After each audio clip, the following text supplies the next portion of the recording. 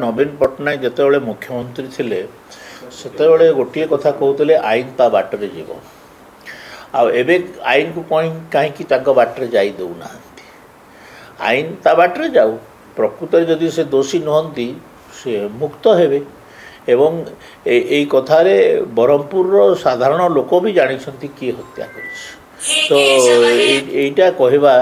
जे राजनीतिक उद्देश्य की राजनीतिक उद्देश्य ही पारे जड़े बीजेपी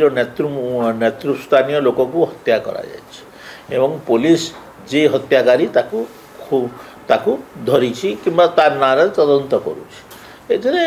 विचलित हबार कौन आवश्यक आम ना हत्या केस देते जो लोक को आम देखिनु के जीवन में से लोकर हत्यारे आम ना के संश्लिष्ट करते यहाँ तो संपृक्त से आदि संपृक्त न तो यही सरकार रे कम से कम